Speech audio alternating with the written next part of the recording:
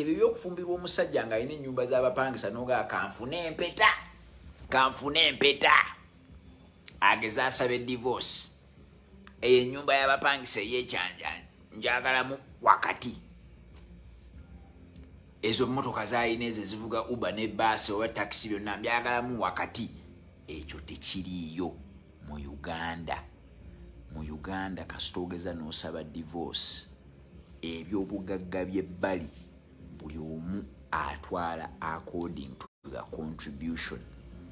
Bwe tuba tulina ettaka lye twagulanga omwami n'omukyala ng'ettaka twaligula obukadde 100 ng'omukyala yaleeta 2 n'endeeta 80, bwe twawukana mu divorce value y'ettaka ne bagibala, omukyala bamuwa value eva mu bukadde 2. Kankuwa ekyokulabirako, oyagalanye n'omwami muguze ettaka lya bukadde 100, omwami aleese obukadde 7, ng'omukyala oleese obukadde 3. Mugenza okwawukana ng'ettaka lye mwagula obukadde 100 kati lya bukadde 2.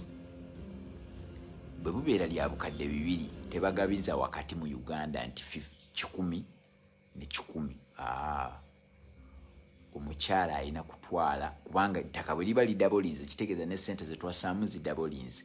Omukyala bw'aba yassaamu 3 bamuwa miliyoni 60, omwami bw'aba yassaamu 7 bamuwa miliyoni 14. Naye omukyala oba omwami alina okuleeta evidence eraga nti nno ezo ze ssente ze yacontributinga ku eyo property.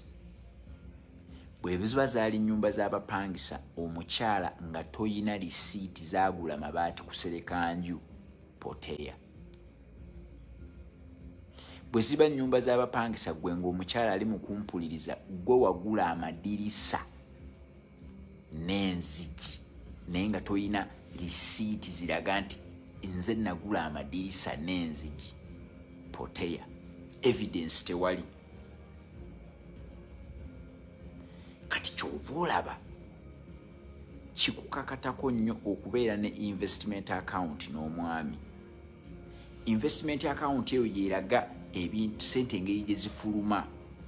Bwe tulaga nti eno ennyumba twagisereka guno omwaka, era guno omwaka zizino ssente ze twali tu savings, era oziraba ntaddeyo ssente zange ku investment account n'omwami ataddeyo era tu withdrawings. Ekisooka investment account kyejja okusooka okulaga ze ssente ezivuddeko ebintu kwegamba omwami yateekayo mmeka, bank statement ejja kugyerage omwami yateekayo mmeka n'omukyala yateekayo mmeka.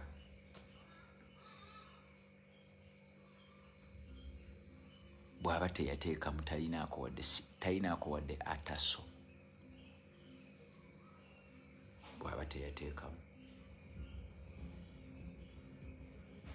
Okawulidde?